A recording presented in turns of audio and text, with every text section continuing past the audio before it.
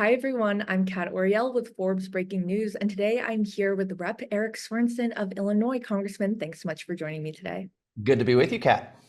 Thank you for being here. And so for those who might be unfamiliar, can you tell me about your background and what inspired you to get into a career in public service? Yeah, so growing up in Rockford, Illinois, really the only thing that I wanted to do as a small child was to be the meteorologist on television. Maybe it was just because I couldn't explain or in my head why the lightning happened at certain times or why tornadoes happened, but not all of the time. But I got to study at Northern Illinois University, became a meteorologist, and aside from the 5 years that I worked in Texas, I spent 20 years of my life in the same congressional district in Rockford, Illinois, and Moline, Illinois. And I like to think that my job as a meteorologist was to explain the things that you just couldn't look out your window and understand. You needed help with somebody to be able to say, what is the significance of what we're seeing?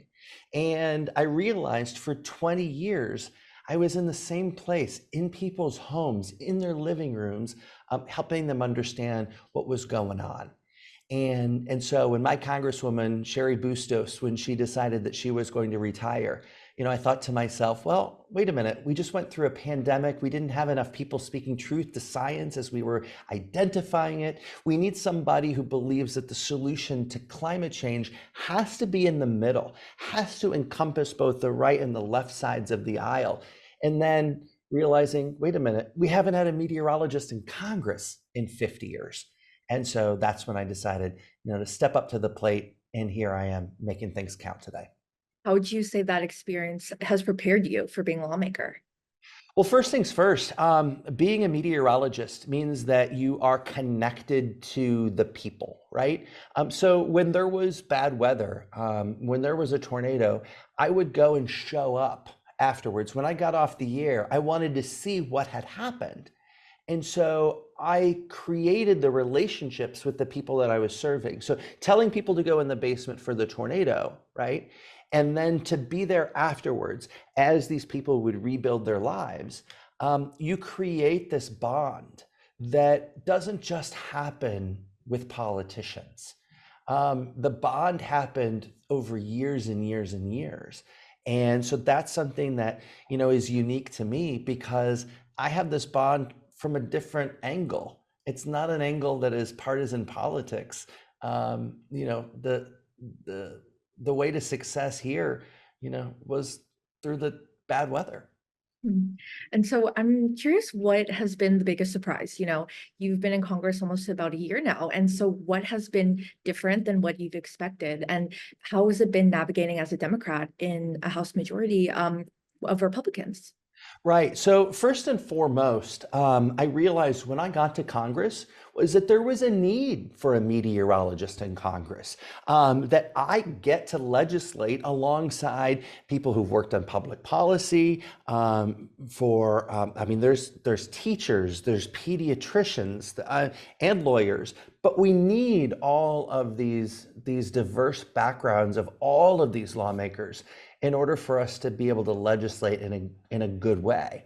And I think that's something that people need to understand is we need more people, whether that's from middle America or people who are middle income and middle class Americans running for Congress. This should not be because somebody is wealthy enough to write a check to their own campaign. It has to be because there is something in the background of these legislators that builds the trust with the people. And so looking at this Congress, the 118th Congress, I will tell you, it's forcing us to work together. And I really believe that that's the best way that the House of Representatives can work, is when you have the majority being a chunk of Republicans and a chunk of Democrats in the middle, finding solutions to problems. And that's where I'm most happiest being. What has your experience been working across party lines? Well, one of the great things was not having this political background. It meant that even going all the way back to freshman orientation, I'll tell you a story.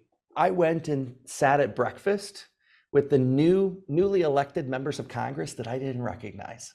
because these were going to be the ones that maybe weren't of my political party, Mm. right? And so when people said, oh, first of all, where's Illinois 17? And I said, oh, this is Peoria, this is Rockford, Illinois. By the way, this is not Chicago. I border into Iowa.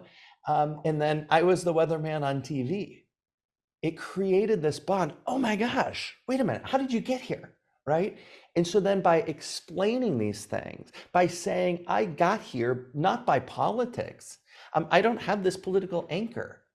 I will tell you that I want to be able to keep this congressional seat because the work is just beginning, but also I want to work across the aisle to find solutions. And it doesn't have to be that whomever is on the other side of the aisle is going to support a different candidate for president or something like that. That's not disqualifying them. If we can talk about the issue at hand and then solve the problem, that's success here. That being said, what are you most proud of having accomplished in the year so far? Right. So I think first and foremost, it's being steadfast in who do I serve. I serve, and the success that I'm going to have here in Congress is going to be determined by every day understanding that the people I serve are the people of Western, Central, and Northwestern Illinois. I feel so impacted by sitting down, for instance, with veterans, talking with veterans about not only their experience, about them taking that oath to our country, going around the world to serve our country, but then coming back and then telling me that they're not being taken care of. And so what I want to be able to do is first and foremost, work for them. And so I'm very proud of our Autonomy for All Disabled Veterans Act, which I am working to get through Congress, that will allow veterans who are coming home from service to get $10,000 from the federal government to be able to retrofit their home. Imagine this, if a veteran's coming home to their own home, they want to come home, but now they're in a wheelchair and they can't get in the front door. The federal government should be obligated to take care of that veteran to get them into the front door of their own home. I mean, these are the things that Congress should do. And these are bipartisan things that we should be able to get done for the most important people in our districts. I do also want to touch on another notable part of your election into Congress. Not only were you the first meteorologist, and you said 50 50 years years. Yeah. to be elected, you were also the first openly gay member of Congress from Illinois. So I'm curious, from your perspective, what is your assessment of the current state of LGBTQ rights and in the country, and how has the Republican majority impacted those issues? Right. So I think that's a really great question. Let's go back to my run for Congress. There were a lot of people that said, well, there's no way that Eric Sorensen is going to be able to win that swing district in Western Illinois because of who he is, because his family is different. But I can tell you that for 20 years, being invited into people's homes as their local meteorologist, we already formulated this trust. The people at home, they know that my family is different than theirs, than most of theirs, right? But here's the thing, is we're an incredibly inclusive group of people. And what the people back home want is they want someone that's gonna fight for them. And so, look, we've got, I feel like, and I look down at a picture of me paddling the Mississippi River, and we're paddling upriver today, okay? However, the momentum that we have by having so many people believe in the rights of people, I think of that as how many people are now putting paddles in the water, right? We are now paddling upstream with more ability than we had before. And so being part of the Equality Caucus, I'm working to pass the Equality Act. We need to get that over the finish line so that discrimination for LGBTQ people can go away. I'm cognizant that across the river, the Mississippi River from me in Iowa, we've got an extreme state legislature that just is making news just in the past day or so. against LGBTQ Americans, and we've got to be able to fight that. And so we made history in my district, in the state of Illinois, never electing an LGBTQ member of Congress. But now it's my goal to make sure that I'm not just the first, that I can welcome the next as well. Well, thank you for the answer. And lastly, the last topic I wanted to touch on, going to the news of the day, I want to ask you about the issues at the southern border and how that's impacting your state and your district. So I know that Illinois Governor J.P. Pritzker has been open about the challenges Illinois has faced in dealing with the migrant crisis. So I want to ask you, you mentioned your district outside of Chicago. Has it at all been impacted by the migrant crisis? And, would you say that the Biden administration is at all responsible for this unprecedented flow of migrants? Look, first and foremost, we have to understand that these are real people, Mhm. okay? And that political stunts need to go away. We saw that before Christmas time, right around the holidays, when the governor of Texas filled up a plane and landed in my district, into the cold, into some of the coldest weather that we have seen. People that weren't ready with the layers of clothing to stay safe. But also we have to understand, and I'm very concerned with what's going on at the border. I believe that we do need to do more. The problem has got to be done in a bipartisan way that both secures our border and fixes the broken immigration system. And so there is a bipartisan piece of legislation out there today. I am a co-sponsor of it. It's called the Dignity Act, and it secures our border, it strengthens our economy, and it creates an orderly and humane way to get people to the legal status if you're going to follow the law. And I think those are the things that the people back home in my district want from us here in Congress. They don't want us in Congress to just punch each other back and forth and make it a big political issue, because that doesn't solve the problem. I'm focused on solutions, and I want to work with those on the other side of the aisle that want to find the solutions as well. Well, so speaking of bipartisanship, what do you make of the congressional compromise that is being put forth on border security? Would you support it? Right. Well, we need to make sure that there is a bipartisan path forward. And that's what we're seeing coming out of the Senate. Unfortunately, we've got a House Speaker today that doesn't want to deal with it at all.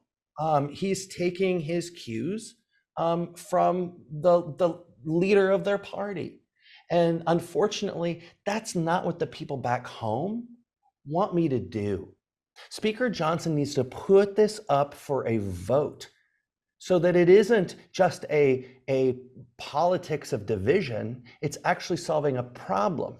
And I think the American people are going to see through it if he continues to play politics with this issue. My last question for you, looking to the 2024 election, do you support President Biden's reelection campaign? Do you think he's the best choice for 2024, or would you have liked to see a more robust primary? Look, I was at the chain link fence at the Rockford Airport in 1984 as Air Force One landed in Rockford, Illinois. If my mom could have told me that the next time that Air Force One is going to land at this airport, Eric, you're going to be on Air Force One with the president. It's going to be 2023. And he's going to announce that there's going to be 5,000 UAW workers at the Belvedere Chrysler plant. That's what happened in the past year, where we're bringing these jobs back home, and it has an impact on not only our lives, but our futures. I mean, that's what it was about, bringing President Biden back to my hometown to say, thank you, Mr. President. But then also, it is the job of a congressman to be able to say that this is a president that has actually made your life better. And so it's all about showing our work. And I really do believe when people look at where our economy is, look at where our jobs are, and making sure that while we still have more work to do, we're getting the job done, I think people are going to make the right decision in November. Well, thank you so much for your time today. Great. It was good to be with you, Kat.